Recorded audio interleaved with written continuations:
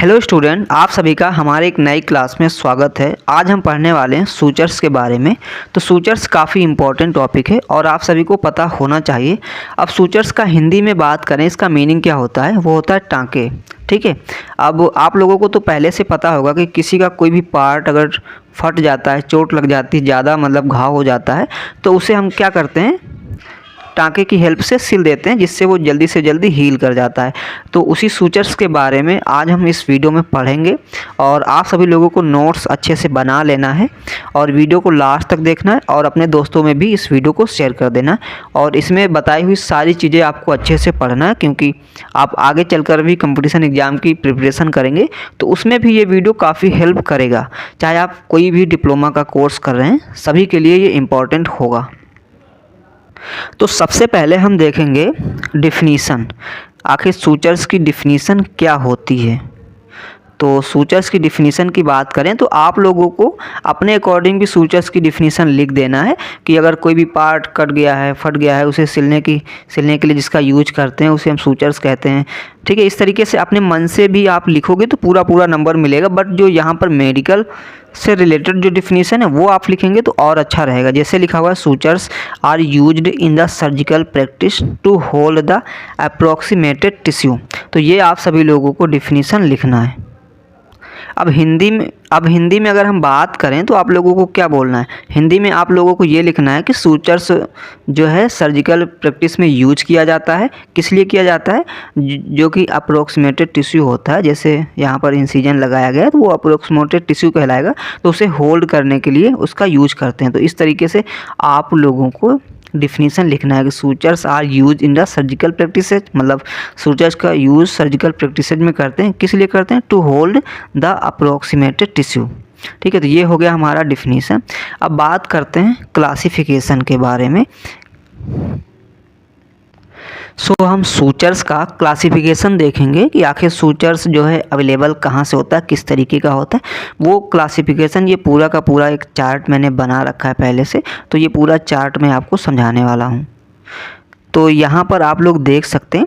तो सबसे पहले सूचर्स के बारे में कि ओरिजिन कहाँ से होता है। ओरिजिन का मतलब सूचर कहाँ से हमें प्राप्त होता है। तो ये आपको पता होना चाहिए कि सूचर्स आखिर हमें प्राप्त होता कहाँ से है। ठीक है। तो जैसे नेचुरल का मतलब ये है कि सूचर जो है हमें नेचर से प्राप्त होता है, मतलब नेचुरल जो भी रिसोर्सेस हैं वहाँ से हमें प्राप्त होता है। ठीक है। अब बात करें सिंथेटिक का मतलब क्या हो जाएगा? Artificially made. पहला तो हमारा क्या हो जाएगा? पहला हमारा ओरिजिन मतलब कहाँ से प्राप्त हो रहा है, तो नेचुरल से मतलब नेचर से हमें मिल जाएगा, और दूसरा आर्टिफिशियली खुद बनाएंगे। ठीक है। तो ये हमारा हो जाएगा क्या? ओरिजिन। अब नेचुरल में कौन कौन से सूचर्स आते हैं? तो देखो, नेचुरल में कैटगट आपका आ जाता है, सिल्क आ जाता है और लाइनेन आ जाता है। ठीक है। तो इसमें से ये 3 सूचर जो कि हमें नेचुरल प्राप्त होते हैं, मतलब नेचर से। उसके बाद सिंथेटिक। अब देखो, सिंथेटिक की बात करें तो सिंथेटिक मतलब आर्टिफिशियली। अब सिंथेटिक को भी तो हमने क्या किया है कि 2 पार्ट में डिवाइड किया है। ठीक है। 2 पार्ट में, सिंथेटिक मतलब एब्जॉर्बेबल और synthetic non absorbable. Synthetic absorbable का मतलब ये हो जाएगा कि ऐसे सूचर जो कि आर्टिफिशियली तो हम बनाए हैं, लेकिन वो क्या है कि टिश्यू में एब्जॉर्ब हो जाते हैं। ठीक है। टिश्यू में एब्जॉर्ब हो जाते हैं, टिश्यू में घुल जाते हैं। और उसके बाद सिंथेटिक नॉन एब्जॉर्बल, मतलब नॉन एब्जॉर्बल का मतलब ये है अगर किसी को ये सूचर्स लगाया जाता है, ये टाँके लगाए जाते हैं, तो वो एब्जॉर्ब नहीं होंगे, कभी भी नहीं होंगे, ये चीज़ है। तो देखो, सिंथेटिक एब्जॉर्बल की बात करें तो वाइक्रिल हो जाता है हमारा, पीडीएस पॉलीग्लाइकोलिक एसिड। ठीक है। तो ये हमारा कौन कौन सा हो जाएगा? Absorbable suture. उसके बाद नॉन एब्जॉर्बल में, मतलब सिंथेटिक नॉन एब्जॉर्बल कौन कौन से सूचर आ जाएंगे? नायलॉन, प्रोलीन, मेटालिक वायर्स और पॉलिएस्टर। तो ये हमारे क्या हो जाएंगे? ये हमारे हो जाएंगे कौन कौन से, मतलब सिंथेटिक एब्जॉर्बल और सिंथेटिक नॉन एब्जॉर्बल। इसी तरीके से क्या करना है आप लोगों को, इसमें भी इसी तरीके से लिखना है कि नेचुरल एब्जॉर्बेबल सूचर। ठीक है। और नेचुरल, ठीक है, इसमें कौन कौन सा नेचुरल में मतलब कि जैसे हमने क्लासिफिकेशन किया है सिंथेटिक एब्जॉर्बल का, इसी तरीके से हम क्या करेंगे, क्लासिफिकेशन करेंगे नेचुरल का। तो हम क्या करेंगे, नेचुरल एब्जॉर्बेबल सूचर, ठीक है, इस तरीके से हम इसका क्लासिफिकेशन करेंगे। तो अब जैसे हम बात करते हैं कि नेचुरल एब्जॉर्बल सूचर में कौन सा, कैटगट हमारा नेचुरल एब्जॉर्बल सूचर है। बाकी का फिर हम अगला क्लासिफिकेशन में क्या लिखेंगे, नेचुरल ठीक है, नॉन एब्जॉर्बेबल सूचर, इस तरीके से हम मेंशन करेंगे। तो नॉन एब्जॉर्बेबल सूचर में हमारा आ जाएगा सिल्क और लाइनेन। इस तरीके से हम क्लासिफिकेशन नेचुरल का भी करेंगे, जिस तरीके से हमने सिंथेटिक को लिखा। और अगर आप एग्जाम में लिखेंगे तो इसी तरीके से अगर लिखेंगे तो आपको पूरे मार्क्स मिलेंगे। एग्जामिनर को कुछ और देखने की ज़रूरत नहीं होगी, उससे पता चल जाएगा कि हाँ आपको सूचर्स के बारे में अच्छे से नॉलेज है। और इस चार्ट से आप आसानी से याद भी कर पाओगे। और ये चार्ट अगर आप याद कर लोगे तो कहीं पर भी कोई भी एग्ज़ाम आप दोगे तो वहाँ पर आपको हमेशा सारी चीज़ें याद रहेंगी कि कौन सा सूचर नेचुरल होता है, कौन सा सिंथेटिक होता है, और कौन सा नॉन एब्जॉर्बल नेचुरल होता है, कौन मतलब नेचुरल एब्जॉर्बल सूचर होता है। इस तरीके से याद रहेगा। अब क्लासिफिकेशन में हमने देख लिया ओरिजिन मतलब कहाँ से प्राप्त होता है। अब हम देखेंगे एब्जॉर्बिबिलिटी मतलब कौन कौन से सूचर एब्जॉर्बल सूचर हैं और कौन कौन से नॉन एब्जॉर्बल सूचर हैं। तो देखो हमने इसमें क्या क्या पढ़ा था, सिंथेटिक हमने पढ़ा था कि सिंथेटिक एब्जॉर्बल और सिंथेटिक नॉन एब्जॉर्बल। लेकिन अब इसमें हम हर तरीके के देखेंगे। इसमें जो है हम कौन कौन से सूचर देखेंगे, इसमें हम नेचुरल सूचर भी लेंगे और सिंथेटिक सूचर भी लेंगे। मतलब कौन कौन से एब्जॉर्ब होंगे, कौन कौन से नॉन एब्जॉर्ब होंगे। मतलब ऐसे सूचर्स जो एब्जॉर्ब हो जाते हैं, मतलब जैसे मान लिया आपके शरीर में उनका यूज किया गया, टाँका लगाया गया, मान लिया आपको इंसिजन लगाया गया, ठीक है, किसी भी पेशेंट को इंसिजन लगाया गया, कोई भी सर्जरी की गई, जैसे मान लिया गाल ब्लैडर की सर्जरी की गई, उसका गाल ब्लैडर काट के निकाल दिया गया, तो अंदर बहुत सारी चीज़ों को बांधना होता है, तो उसमें हम क्या करते हैं, नॉन एब्जॉर्बल सूचर लगा देते हैं, ठीक है, या फिर एब्जॉर्बल सूचर लगा देंगे। जो भी सूचर्स लगाएंगे, मान लिया एब्जॉर्बल सूचर लगा देंगे तो क्या होगा कि वो अंदर ही घुल जाएगा, टिश्यू में ही एब्जॉर्ब हो जाएगा। और अगर नॉन एब्जॉर्बल सूचर लगाएंगे, ठीक है, तो क्या होगा, नॉन एब्जॉर्बल सूचर कभी भी घुलेगा नहीं, वो वैसा का वैसा ही रहेगा। तो अब बात करते हैं एब्जॉर्बल सूचर की। तो कैटगट, पीडीएस, वाइक्रिल, डेक्जॉन और मोनिक्रिल, ये हमारे होते हैं एब्जॉर्बल सूचर। उसके बाद आता है हमारा non absorbable suture, silk, linen, nylon, prolene, ethilon, polyester, metallic wire, ये हमारे हो जाते हैं क्या, नॉन एब्जॉर्बल सूचर जो टिश्यू में एब्जॉर्ब नहीं होते। तो ये हो गया हमारा क्लासिफिकेशन का एब्जॉर्बिलिटी। अब देखते हैं फिलामेंट, ठीक है, फिलामेंट का मतलब स्ट्रैंड्स, मतलब अच्छे से मैं आपको एक्सप्लेन करूं, स्ट्रैंड का मतलब ये हो जाएगा धागे। जैसे मान लिया सूचर है तो उसमें कितने धागे होते हैं, जैसे मान लिया कोई भी सूचर है, कोई भी टाँका लगाया जा रहा है, उसमें एक धागा है कि दो धागा है कि तीन धागा है कि चार धागा है। मतलब कोई धागा होता है ना जो कई सारे धागाओं से, जैसे आप रस्सी बनाते हैं, कोई एक सिंगल रस्सी, मान लिया कोई लंबी रस्सी है तो एक ही धागे की रस्सी बना लेते हैं, या फिर कोई रस्सी आप बना रहे हैं तो कई सारे धागे लपेट के एक मजबूत रस्सी आप बना लेते हैं। तो ये होता नहीं कि कोई आप रस्सी आप बनाए हुए हैं वो एक सिंगल है तो वो कमज़ोर रहेगी, और अगर आप कई सारी रस्सियों को मिला करके एक रस्सी बनाएंगे तो क्या होगा, वो और भी ज़्यादा मजबूत रहेगी। तो उसका मतलब यही है, स्ट्रैंड का मतलब फिलामेंट। अब सबसे पहले आप लोगों को समझना है मोनोफिलामेंट। अब मोनोफिलामेंट का मतलब क्या होगा, देखो मोनोफिलामेंट का मतलब हो जाएगा सिंगल धागा, ठीक है, आप लोगों को ये चीज़ याद रखना, सिंगल धागा मतलब ये ऐसे सूचर होंगे जिनमें ओनली सिंगल धागे का यूज हुआ होगा।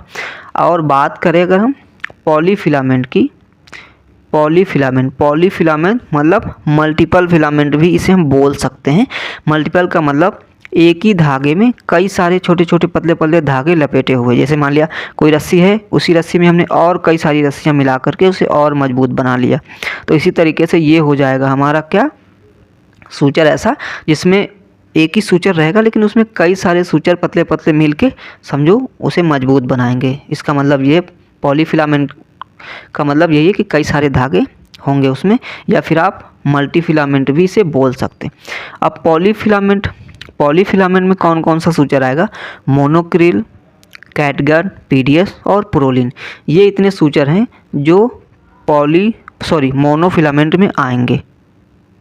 ठीक है, तो ये चीज़ आप लोगों को ध्यान रखना है। सॉरी, मैंने पॉलीफिलामेंट बोल दिया था, ये मैं मोनोफिलामेंट की बात कर रहा हूँ। मोनोफिलामेंट में मोनोक्रिल, कैटगट, पीडीएस और प्रोलिन ये सूचर्स आएंगे। ठीक है, अब इसमें जैसे मान लिया आपके एग्जाम में भी क्वेश्चन आ जाएगा कि कौन सा मोनोफिलामेंट सूचर है, कौन सा एब्जॉर्बल सूचर है, कौन सा नॉन एब्जॉर्बल सूचर है, इस तरीके से आपको बताना होगा। जैसे मोनोफिलामेंट में भी आपको दे दिया गया कि ये मोनोफिलामेंट सूचर है, अब बताइए इसमें से कौन सा एब्जॉर्बल सूचर है या सिंथेटिक सूचर है।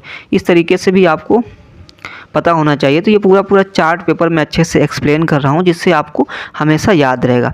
अब पॉलीफिलामेंट की बात करें तो सिल्क हो जाएगा, वाइक्रिल, लाइनेन और डेक्जॉन, ये हमारे सूचर हो जाएंगे पॉलीफिलामेंट के। आई होप ये पूरा का पूरा चार्ट आपको समझ में आया होगा। ठीक है, अभी मैं और भी आपको चीज़ें आगे बताऊँगा। अब देखो कुछ और चीज़ें जो आपको पता होनी चाहिए कि जैसे हम लोग सूचर्स पढ़ते हैं तो उनके अदर नाम क्या होते हैं। जैसे क्या होता है कि आप मेडिसिन, बहुत सारी मेडिसिन लाते हैं, ठीक है, अलग अलग कंपनियां अलग अलग ब्रांड बनाते हैं, ठीक है, तो बट उनका फार्मूला कुछ और ही होता है और वो फार्मूला देख के ही आपको पता चलता है कि हाँ ये वही मेडिसिन है, उसका ब्रांड नेम कुछ भी हो। तो इसी तरीके से यहाँ पर भी ये चीज़ आपको पता होना चाहिए कि मोनोक्रिल क्या होगा, वाइक्रिल, पीडीएस, डेक्जॉन, प्रोलिन। तो देखो मोनोक्रिल होता है पॉलीग्लिकैप्रोन 25, वाइक्रिल होता है पॉलीग्लैक्टिक 910, पीडीएस होता है पॉलीडेक्जॉन और डेक्जॉन होता है पॉलीग्लाइकोलिक एसिड और प्रोलिन होता है पॉलीप्रोपाइलिन। तो इनका ये नाम आपको ज़्यादा अच्छे से याद रखना है इसी नाम से, क्योंकि आपको ये सारे नाम याद रहेंगे तो आपको कन्फ्यूजन नहीं होगी। अब दोस्तों हम थोड़ा सा फिलामेंट के बारे में और अच्छे से एक्सप्लेन आपको कर देते हैं यहाँ पर। ठीक है, तो जब भी आप लोग एग्ज़ाम में लिखेंगे तो इस तरीके से भी लिख सकते हैं और वो चार्ट बना देंगे तभी आपके लिए अच्छा रहेगा। तो देखो मोनोफिलामेंट सूचर की बात करें कि ठीक है, तो monofilament suture it consist of single strand fibre, जो कि मैंने पहले ही बताया कि मोनोफिलामेंट में सिर्फ एक धागा होता है। ठीक है, it is smooth and strong. ठीक है, मतलब ये स्मूथ भी होता है और स्ट्रॉन्ग भी होता है। ठीक है, ये चीज़ आपको एग्ज़ाम में आप जब भी लिखेंगे तो आपको मेंशन करना होगा। उसके बाद chances of bacterial contamination are less, मतलब ये है कि जैसे मान लिया कोई एक ही चीज़ है, ठीक है, सिंगल धागा है, तो उसमें क्या है कि बैक्टीरिया नहीं रहेगा। ठीक है, तो चांसेस रहेगा कि उसमें बैक्टीरिया ना हो। ठीक है, तो वो क्या होगा, इन्फेक्शन कॉज नहीं करेगा। अगर बहुत सारे धागे मान लिया एक ही सूचर्स में लपेटे होंगे तो बैक्टीरिया के चांसेस रहेंगे। ठीक है, क्योंकि एकदम अब देखो अगर सिंगल है तो सिंगल में स्पेस नहीं रहेगा कि बैक्टीरिया ग्रोथ करे, बट अगर डबल रहेगा तो कहीं ना कहीं बैक्टीरिया अगर मौजूद रहता है तो उसके लिए स्पेस हो जाता है कि हाँ वो कंटामिनेशन, मतलब कि बैक्टीरियल कंटामिनेशन कर सकता है या फिर इन्फेक्शन कॉज कर सकता है। ठीक है, अब नॉटिंग प्रॉपर्टीज नॉट गुड। अब अगर सिंगल धागा है तो उसकी नॉटिंग प्रॉपर्टी अच्छी नहीं होगी। नॉटिंग प्रॉपर्टी का मतलब जैसे आप सूचर लगाएंगे, किसी को टाँके लगाएंगे तो आपको बांधना तो पड़ेगा ही ना, मतलब आप गांठ आपको लगाना पड़ेगा, तो कई सारी गांठ लगाएंगे। जैसे मान लिया कोई सिंगल रस्सी है तो उसमें एक गांठ लगाएंगे तो मजबूत नहीं रहेगा, कई सारी गांठ आप लगाएंगे तो मजबूत हो जाएगा। ठीक है, अगर वही रस्सी कई सारी रस्सियों से बनी है तो एक ही गांठ लगाएंगे तो मोटी गांठ भी हो जाएगी और मजबूत भी रहेगी। तो जो मोनोफिलामेंट होता है उसकी नॉटिंग प्रॉपर्टी गुड नहीं होती है। ठीक है, और अगर आप नॉट लगाते भी हैं तो कम से कम 6 से 8 नॉट अप्लाई करना पड़ता है। अब एग्जाम्पल हमने पहले ही बता दिया कि कौन कौन से एग्जाम्पल हैं यहाँ पर। अब पॉलीफिलामेंट के बारे में भी हम जान लेते हैं। लिखा हुआ it consist of multiple strands fibre braided together. ठीक है, मतलब मैंने पहले ही बताया कि पॉलीफिलामेंट वो हैं जिनमें कई सारे धागे लपेटे रहेंगे, मतलब एक ही सूचर में कई सारे धागे लपेटे रहेंगे। तो ये हो जाएगा जैसे सिल्क नहीं, अगर आप लोगों ने सिल्क सूचर देखा होगा तो उसमें एक ही धागा रहता है लेकिन उसमें पतले पतले कई सारे धागे लपेटे रहते हैं, और पतले पतले धागे लपेटे रहते हैं। तो उसके बारे में भी अभी आपको बताता हूँ। लिखा हुआ not tight does not slip, मतलब जब भी आप गांठ लगाते हैं तो क्या होता है, स्लिप नहीं करता। जैसे कोई पतली रस्सी है तो आपके हाथ में हो सकता है ना आए और हाथ में भी नहीं आएगी और स्लिप भी कर जाएगी, बट अगर मोटी रस्सी होगी तो आपको आपके हाथ में भी आएगी और आप जल्दी से गांठ भी बांध दोगे। तो इसी तरीके से इसकी जो मतलब कि स्लिप नहीं करता ये जब भी गांठ लगाते हैं। उसके बाद नॉट, मतलब कि 2-3 knot are sufficient to secure a knot, मतलब कि 2-3 नॉट में ही, मतलब 2-3 गांठ आप लगाएंगे तो वो नॉट जो है अच्छे से सिक्योर हो जाती है, मतलब कि मजबूत हो जाती है। उसके बाद अगला है bacteria may lodge in the crevices of the sutures, मतलब कि इसमें मतलब बैक्टीरिया के चांसेस रह सकते हैं, ठीक है। जैसे हमने देखा मोनोफिलामेंट में बैक्टीरियल कंटामिनेशन लेस, मतलब उसमें बैक्टीरिया के चांसेस बहुत कम रहते हैं, बट इसमें जो है इस सूचर्स में बैक्टीरिया के चांसेस काफ़ी ज़्यादा रहते हैं इस सूचर्स में। तो ये इसका क्या हो जाएगा, एक तरीके से डिसएडवांटेज भी हो जाएगा। अब हम देखेंगे characteristic of an ideal sutures material, ठीक है। तो मतलब कि एक सूचर्स के क्या क्या कैरेक्टर होने चाहिए। सो पहला ही आपको लिखना है, आप लोगों को क्या लिखना है कि एडिक्वेट टेंसाइल स्ट्रेंथ, ठीक है। मतलब कि उसकी जो है टेंसाइल स्ट्रेंथ एक तरीके से मजबूत होनी चाहिए। जब भी आप सूचरिंग करने जाएं तो सूचर क्या हो, आपका टूटे नहीं, पता चले आप सूचरिंग करने चले गए और सूचरिंग करना स्टार्ट कर दिया और सूचर जो है आपका धागा जो है वो टूट गया, तब तो अच्छी बात नहीं है। तो उसमें ये क्वालिटी ज़रूर होनी चाहिए कि वो धागा टूटे नहीं। उसके बाद इनिसाइट मिनिमल टिश्यू रिएक्शन, जो भी सूचर्स है उसमें मतलब कि मिनिमल टिश्यू रिएक्शन हो, मतलब कि बहुत ज़्यादा नहीं होना चाहिए, और ना हो तो और भी अच्छी बात है। सो अब अगला हम देखें तो इजी हैंडलिंग प्रॉपर्टी, ठीक है। तो हैंडल प्रॉपर्टी जो है वो आसान होनी चाहिए, ऐसा हमारा क्या होना चाहिए सूचर्स। गुड नॉटिंग क्वालिटी, मतलब कि जब भी हम लोग क्या करें नॉट लगाएं तो फिसले नहीं, इस तरीके से ना हो, इस तरीके का सूचर हो कि चिकना, मतलब कि फिसले नहीं, पता चले आप सूचर्स को पकड़ रहे हैं फिसल रहा है या फिर अच्छे से नॉट ही नहीं लग पा रही, तो ऐसा सूचर्स नहीं होना चाहिए। और अगला जो है नॉन एलर्जिक, मतलब एलर्जेनिक, ठीक है, नॉन एलर्जेनिक होना चाहिए एंड नॉन कार्सिनोजेनिक, मतलब सूचर ऐसा हो जो कार्सिनोजेनिक मतलब कैंसर कॉज ना करे। पता चले आपने सूचर्स लगा दिया, अप्लाई कर दिया और वो कैंसर कॉज कर गया, तब तो फिर आपने अच्छी चीज़ के लिए लगाया था, लेकिन अब तो और भी प्रॉब्लम हो जाएगी, तो ऐसा सूचर्स नहीं होना चाहिए। Easily available and cost effective और चीप। अब सबसे बड़ी बात यह है कि सूचर्स जो है आसानी से अवेलेबल भी होना चाहिए। पता चले कि सूचर्स मिल भी नहीं पा रहा है, अवेलेबल भी नहीं, और उसकी जो कॉस्ट है, मतलब कि जो पैसा है वो महंगा भी नहीं होना चाहिए, ठीक है। मतलब इतना भी महंगा ना हो कि कोई ख़रीद भी ना पाए, तो ये चीज़ भी नहीं होनी चाहिए। मतलब आसानी से हर किसी को मिल भी जाए और इतना महंगा भी ना हो। अब हम देखेंगे sutures, number of suture material. देखो अब सूचर्स हैं तो ऐसा तो है नहीं कि एक ही साइज़ का आपको देखने को मिलेगा, ठीक है। तो अलग अलग नंबर आते हैं, और ठीक है, तो यहाँ पर कौन कितने नंबर का है वो चीज़ आपको पता होना चाहिए। लिखा हुआ है number of tissue material indicates thickness of sutures, मतलब कि नंबर से ही क्या पता चलेगा कि उसकी मोटाई कितनी है, ठीक है। आपको नंबर से ही क्लियर होगा कि वो कितना मोटा है कितना पतला है, क्योंकि बहुत सारे सूचर्स पतले होते हैं। पतली, मान लिया आपको ऐसी जगह यूज करना है जहाँ पर पतला सूचर यूज करना है, तो आपको कैसे पता चलेगा कि हमें पतला सूचर लेना है या मोटा लेना है। आप किसी भी मेडिकल शॉप पे लेने जाएंगे तो कैसे आपको बताना होगा कि हमें सूचर्स पतला चाहिए, तो उनको तो नहीं पता होगा, तो आप नंबर बताएंगे तो उसी अकॉर्डिंग वो सूचर आपको देंगे, ठीक है। तो सबसे पहले यहाँ पर समझ लिए depending on thickness of the sutures the में भी, देखो इस तरीके के सूचर्स नंबर हो सकते हैं 4, 3, 2, 1, 0 या 1, 0, 2, 0, 3, 0, 4, 0। अब यहाँ पर पता कैसे चलेगा कि कौन सा सूचर्स मोटा है और कौन सा पतला। देखो बहुत सारे सूचर्स आते हैं, जैसे 0 यहाँ पर है तो 0 का मतलब आप लोग समझ लें कुछ नहीं, ठीक है। बट अगर लिखा 1, ठीक है, जैसे मान लिया सिल्क 1, ठीक है, सिल्क 1, तो ये क्या हो जाएगा, मोटा हो जाएगा, ठीक है। अगर सिल्क 2, ठीक है, देखो क्या होगा, मैं आपको अच्छे से एक्सप्लेन कर देता हूँ। जैसे क्या होगा, अगर 1 लिखा हुआ है, 2 लिखा हुआ है, 3 लिखा हुआ है, 4 लिखा हुआ है और इनके साथ में 0 नहीं है, तो इधर से हम संख्या जितनी बढ़ाते जाएंगे सूचर्स उतना मोटा होता जाएगा। जैसे 1 है तो 1 मोटा तो रहेगा, 2 है तो 2 जो है उससे भी मोटा हो जाएगा। अब 2 से अगर 3 आया तो 3 और भी मोटा हो जाएगा, 4 आया तो 4 उससे भी ज़्यादा मोटा हो जाएगा।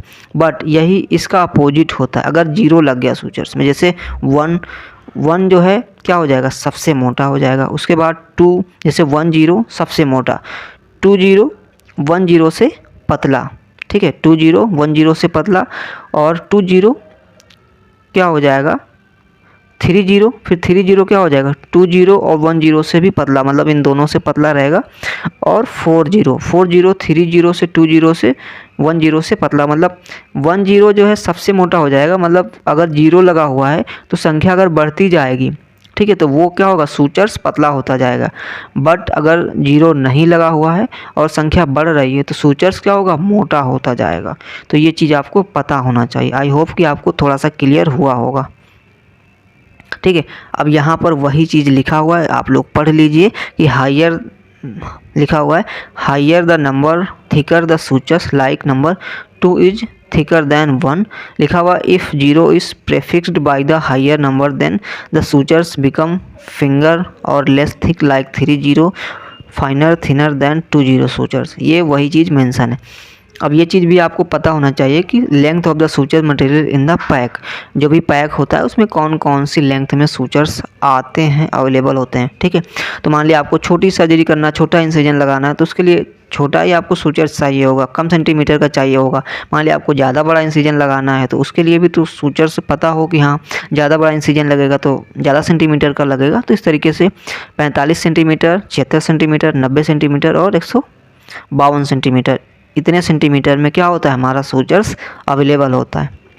आई होप ये वीडियो आपको अच्छे से क्लियर हुआ होगा। अगर आपको नोट्स चाहिए तो वो मिल जाएंगे, और अगर आप ओटी टेक्नीशियन का कोर्स कर रहे हैं, एनेस्थीसिया टेक्नीशियन का कर रहे हैं, ट्रामा केयर टेक्नीशियन का कर रहे हैं, या फिर आप कोई और कोर्स कर रहे हैं तो सभी के लिए ये वीडियो काफ़ी इम्पोर्टेंट था। अब देखो दोस्तों, एक चीज़ और बता दूं, अगर आप ओटी टेक्नीशियन का कोर्स कर रहे हैं और आपको नोट्स चाहिए ओटी टेक्नीशियन के, चाहे आप फर्स्ट ईयर में हैं चाहे आप सेकेंड ईयर में हैं, तो आप सभी लोगों के लिए मैं नोट्स लेकर आया हूं, ठीक है। वो भी सारे के सारे जो नोट्स हैं वो सभी के सभी नोट्स पेड होंगे, मतलब आपको कुछ पैसे देने होंगे, उसके बाद आपको नोट्स मिल जाएगा, ठीक है। ऐसे फ्री में तो मैं आपको दूंगा नहीं, ठीक है। आप थोड़े से पैसे देंगे तो आप उन नोट्स को अच्छे से पढ़ेंगे भी। कोई चीज़ फ्री में मिलती है तो लोग उसे लेना भी पसंद नहीं करते हैं, और मैं भी आपसे पैसे लूँगा तो आपको कंप्लीट नोट्स भी दूंगा।